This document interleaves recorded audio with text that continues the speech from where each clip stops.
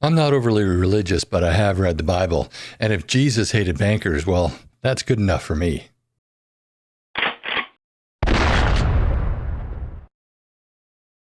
Welcome to my channel, y'all. I hope you're having a great day. There's a reason why Jesus turned over the tables of the money traders at the temple. And there's also a reason why whenever there's a violent coup, in the group of people who always seem to get the short end of the stick, well, bankers are among them. And Mark Carney is showing us why. He's a two-faced liar, and he's not good for Canadians. Let's first go to a statement made by Danielle Smith during a press conference, and then we'll talk about it. For my part, what I'm going to do is continue to advocate for whoever happens to be the Prime Minister to make good on the 9 things that we want changed. We want to see an end to emissions caps. We want to see an end to net zero power regs, net zero vehicles, net zero building codes. We want to make sure that we control our own environment for methane emissions. We want to make sure that we don't have a ban on tanker traffic off the West Coast, that we have control over our process to approve pipelines with an end to Bill C-69 and a couple of other things. Those are things I'm advocating for, and I will continue advocating for them after the election. I will give whoever happens to be in the chair 6 months to make good on trying to address some of those critical problems for Alberta. And then at the same time, I'll be going across Alberta on what I'm calling our What's Next panel to see what kind of feedback we get. But we can't stop trying to get the right policies in place. As I mentioned, we have a Prime Minister right now who says one thing in English, one thing in French, one thing in Eastern Canada, one thing in Western Canada, one thing to me, and then one thing to when he's asked by the media. So I don't actually know what this Prime Minister is going to do. I'm not encouraged by that flip-flopping so far, but we'll see what happens after this next election. But those are bottom line things. If you want to get pipelines built, if you want to get corridors established, if you want to open up markets, you have to get rid of all of the policies that are dampening investment in our country. And you can't have it both ways. So I'll continue pressing for it, and I hope there's a change of heart after the election. Danielle Smith calls it flip-flopping. I call it being a two-faced liar.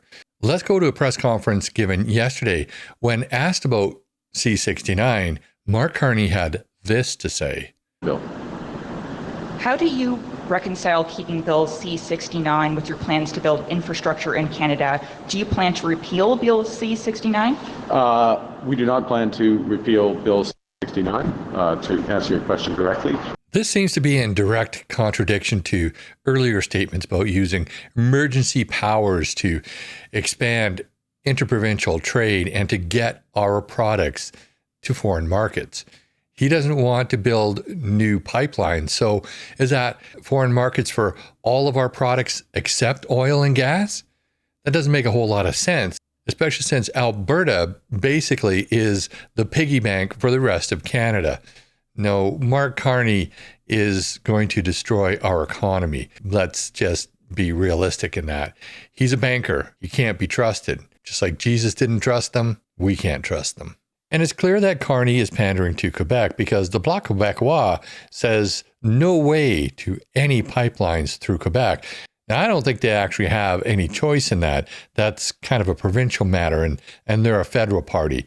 Let's go and see what Yves-François Blanchet actually said about this in a recent press conference. Just briefly in English on energy. All of that? Briefly, sir. Have you brought your lunch? Our answer is the same, will always be the same. There's nothing for us in it. There's nothing for the planet in it. There's no project. There's no promoter. There's nothing on the table. The only thing that there is on the table is the intention of the two main leaders, Mr. Carney and Mr. Poilievre, to get some votes in Western Canada. This pipeline would cost several times tens of billions of dollars, a large part of which would come from public money through any kind of scheme. And it would provide nothing for Quebec economy. So I have to stop him right here. He says that this will have no benefit for Quebec's economy. Well, he's either stupid or he's lying. I don't know which one. You be the judge. But here's the thing. Alberta pays for Quebec's economy with all of the transfer payments. So it will have no benefit for Quebec's economy. That's complete BS. It would have absolute benefit for Quebec's economy because if Alberta gets its way, all these transfer payments will be shut off, which they should. Each province should pretty much be on its own as far as provincial responsibilities go. So it has no economic benefit for Quebec? Yeah, that's a lie. We would pay, last year Canada paid $30 billion to the oil and gas industry. $7 billion from Quebecers' money, those families paid for that. And after they paid for the repairs, they paid for the consequences of climate change. When they say that it's good for our economy, I say, where can you find such numbers? We pay for oil, we pay for gas, we pay for the repairs, thousands of dollars per person in Quebec and in Canada for a project which has no meaning and no future, whatever they say, and whatever intent they might have to become Americans. I don't mind. Europe does not want it. It could not be built in less than 8 to 10 years. It would arrive in Europe and be imposed tariff on pollution. There's nothing serious in that project but the fantasy of gaining votes. The fantasy of gaining votes? Monsieur Blanchet, no, it's your fantasy of gaining votes by opposing the pipelines, by opposing all of these energy initiatives. Yeah, you don't want them going through Quebec. That's just to gain votes. Because if Alberta shut off its oil to Quebec, if there wasn't any oil going to Quebec, let's see how long you would last. No, this isn't a fantasy of gaining votes in the West. First off, Carney opposes the pipeline because he's an idiot and a globalist, and he wants to tank Canada. Only Pierre Poilievre wants the pipeline because he's for Canada. He's for growth in the Canadian economy. He's for diversifying the Canadian economy. He knows what's good for Canada. No other federal politician seems to know that. When you listen to Pierre Poilievre speak, you get the impression that you're listening to somebody who is articulate, intelligent, and actually has a plan. When you're listening to Mark Carney, well, putting aside the fact that he is completely boring, he doesn't seem to have a plan that differs anything from what they've done in the past, except for the points that he's ripped off from Pierre Poilievre. So let's go to a press conference that Pierre Poilievre gave today, and you can be the judge as to who you think would be the best prime minister. We need a plan going forward, a plan that is both strong and effective. And I want to break that down into 3 parts. Obviously, 1, we need an immediate response. 2, we need to tackle the dispute after the election, hopefully to bring it to an end. But 3, perhaps most important of all, we need a long-term plan to build our economic fortress in Canada so we are never vulnerable to these kinds of threats again. Well, that sounds good, but how exactly does Pierre plan on doing this? First, our immediate response must be targeted reciprocal tariffs, targeted narrowly at those American goods we don't need, can make ourselves, or buy elsewhere to maximize impact on the Americans while minimizing impact on ourselves. Secondly, we must be prepared to protect jobs. Keeping Canadians working should be our top priority. And that's why we need to focus on maintaining the link. If a worker loses his job, it's much harder, longer, and actually more expensive for the government to try and get him back into employment than it is to try and keep him working in the interim period while this dispute is on. The Conservative government, if elected at the end of this month, will launch a Keeping Canadians Working Fund, a targeted temporary loan program for businesses that are directly hit helping them keep workers on the job. Very similar to the type of program that John Baird initiated when we were in the Harper government during the great global recession. Binding people to their jobs, keeping their paychecks going while we can get through this trade dispute will help keep the horizon bright and keep our economy stable. But where do we go from there? The second part of the plan is we have to try to end this trade dispute. There's no guarantee, but we have to try. So what will Pierre do on day one after he's elected Prime Minister?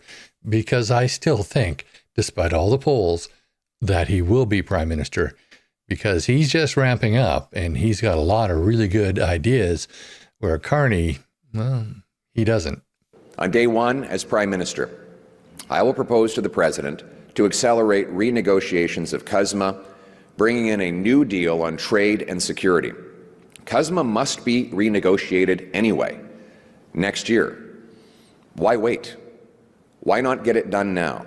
Why not end the uncertainty that is paralyzing both sides of the border and that is also costing us jobs today? We should set a firm date to finalize a new deal. And I will propose that both countries pause tariffs while we hammer out that deal. Keeping destructive tariffs in place kills jobs on both sides of the border and so serves no purpose at all. It does not make sense to go on killing jobs, disrupting markets, and weakening both our economies with on-again, off-again tariffs for months on end as Canadian businesses and workers live in paralyzed terror.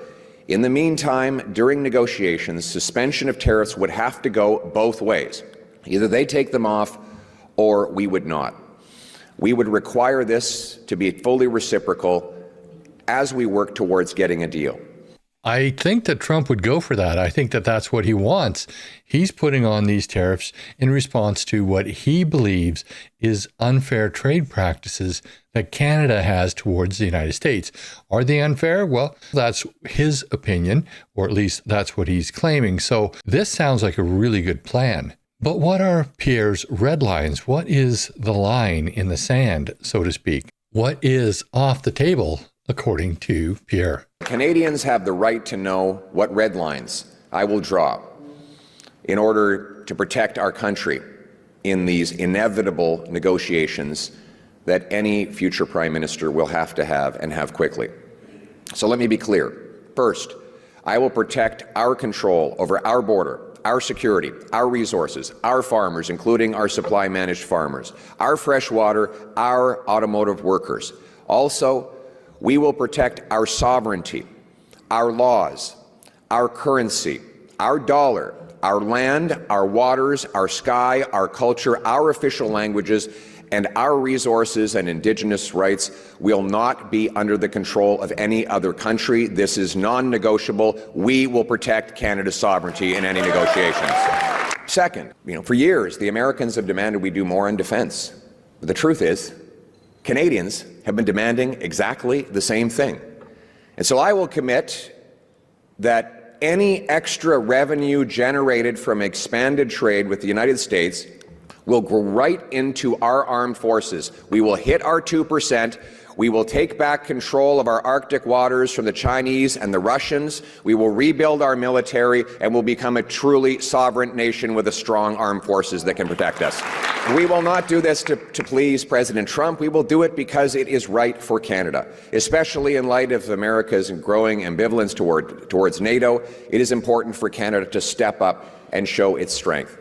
Canada will carry its own weight. We will secure the North. We will put our more boots on the ground, submarines and ships in the sea, and planes in the air.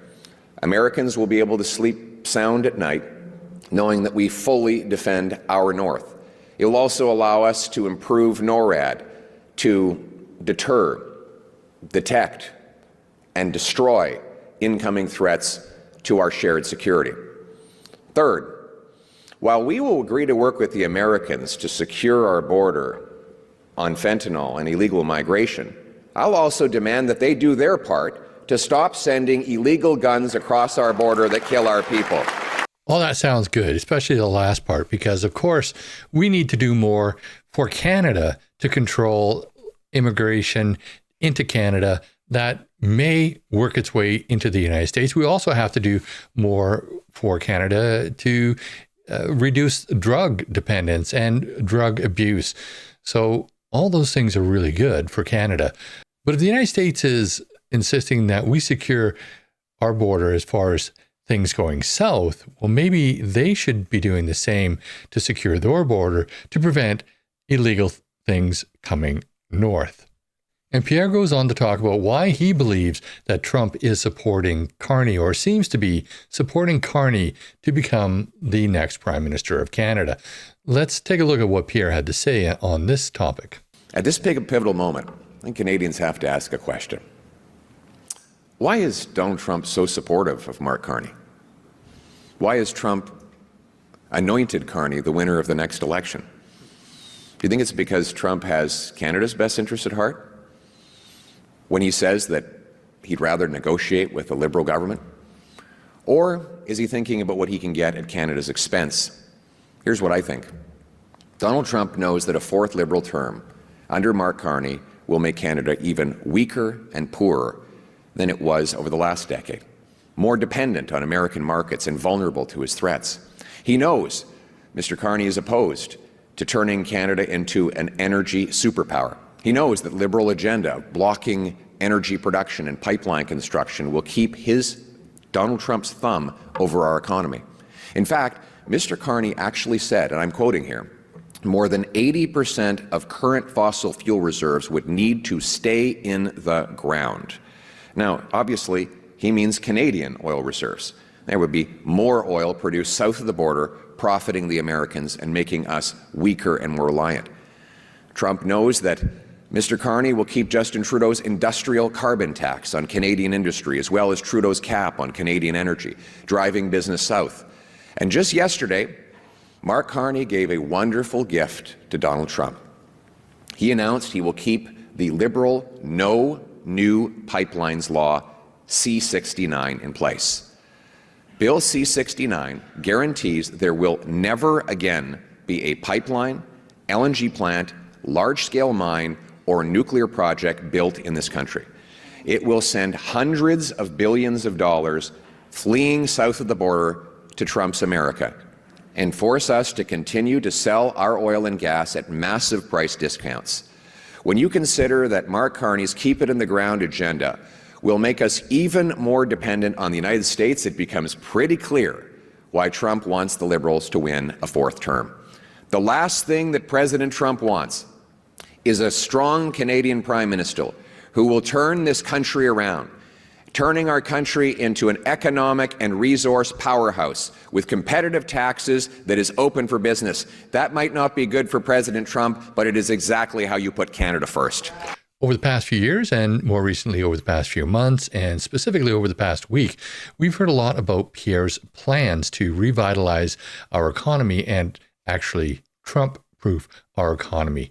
Let's go back to this press conference because he goes over it again here, and this really brings it together nice and neat. We will create Canada shovel-ready zones, areas that are pre-permitted for construction before we even receive an application. The way it will work is that online we will publish the standards and specs required to build power stations, pipelines, LNG plants, and more, but with permits that are already legally binding and granted, so that companies don't have to sit around for 7 years tying up billions of dollars of capital, something that has dissuaded them from being here. After the Liberals killed $178 billion of projects, many companies won't even try. But if they have pre-permitting and absolute certainty, they can get to work and get their shovels in the ground. One of those projects will be the Ring of Fire. I pledge to grant permits for the Ring of Fire within 6 months of becoming Prime Minister. I talked to a First Nations chief from up north who wants the Ring of Fire, and I said, "Are the shovels in the ground?" He said, "The snow shovels." He said, "They've been waiting 5 years and spent $50 million on federal permitting for a road. Forget the mine itself. Let's get these delays out of the way. As the great Bob Stanfield said, let's stop stopping and start starting." One example is the 14 biggest energy and resource companies wrote a letter to all of the federal leaders. And they said there's 5 things we need if you want us to make Canada economically independent from the Americans. 5 specific asks. 1, you need to repeal the No New Pipelines Law, C-69, and the tanker ban so we can ship our oil overseas. My answer? Yes. 2, grant decisions on major projects within 6 months rather than 17 years. My answer? Yes. 3, scrap the energy cap that will limit the amount of oil and gas we can produce while allowing foreign polluting countries to have an unlimited dominance in markets.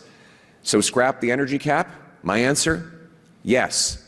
4, they said we must axe the industrial carbon tax, which makes it impossible for us to compete with Americans who have no such tax.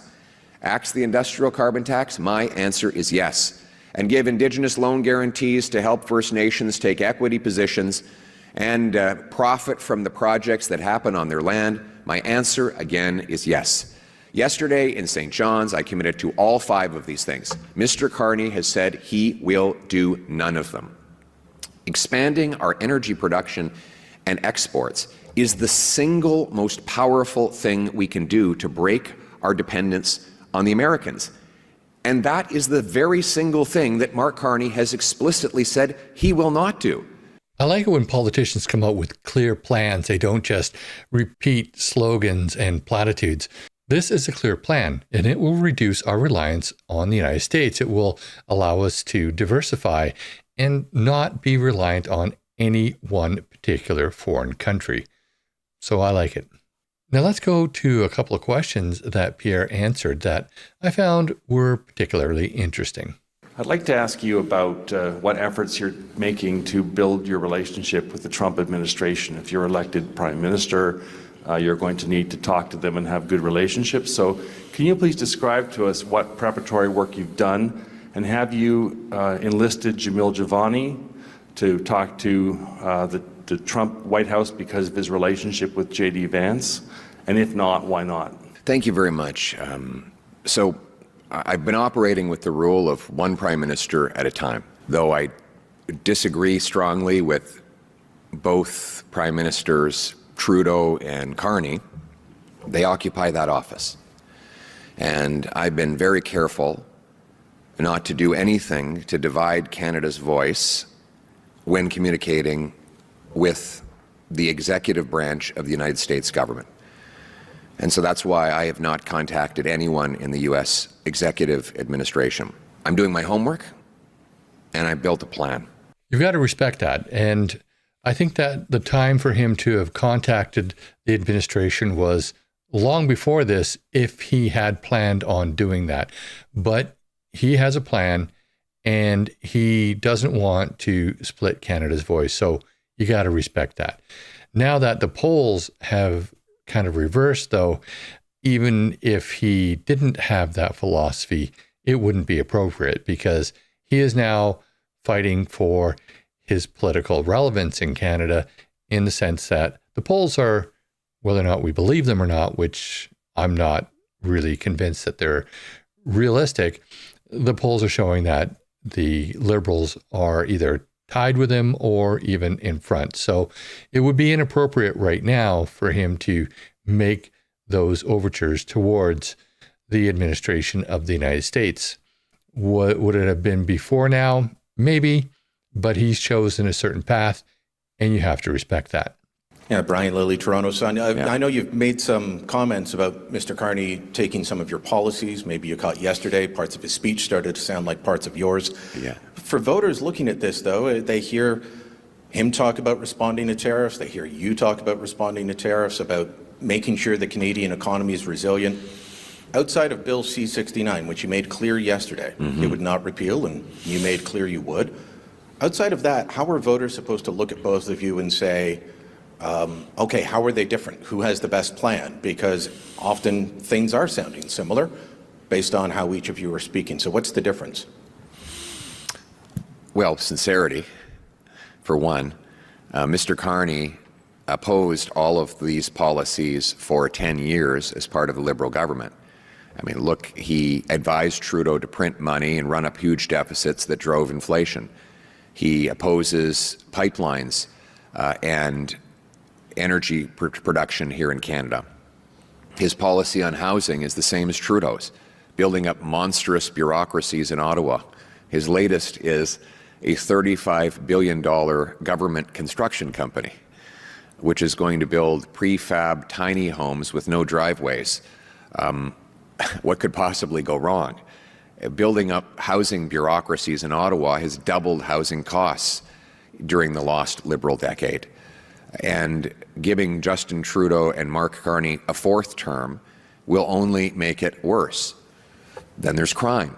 Mark Carney supports the entire radical catch-and-release, hug-a-thug criminal justice policy that has turned our streets into war zones in many of our biggest cities. He supports the distribution of tax-funded drugs, and he continues to stand by the entire Liberal agenda of the last decade. If you want to know what the Liberals will do with a fourth term, look what they did with the last 10 years. If you want to know what I'll do, look what I've been saying for the last 10 years. It hasn't changed. I have said exactly the same thing for the last 10 years, and it turns out that the things we must do to counter Donald Trump are all the things I said we should be doing before he even threatened the tariffs. We need to repeal the No New Pipelines Law, C-69. We need to cut taxes on workers. We need to allow tax-free reinvestment of capital gains in Canada. We need to take taxes off new homes so that we can employ our trades workers in a field that doesn't require the Americans, that is to say, building homes on our own soil. We need to secure our streets and lock up the criminals to bring home safety. In essence, what we need after a lost Liberal decade is not a fourth term.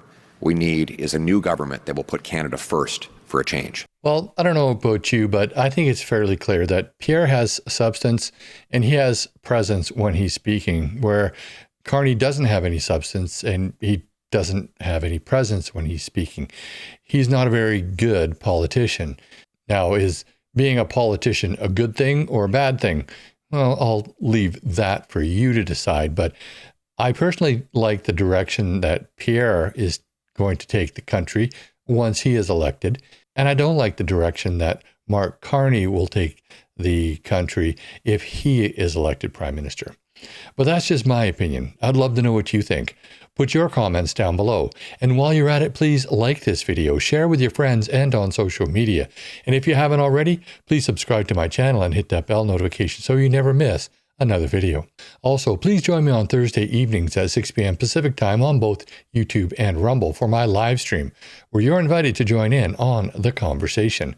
Finally, if you wish to get your firearms license, I teach the required courses. So if you reside on Vancouver Island and you want to take a course from me, there are links in the show notes of this video to my website where you can sign up for one.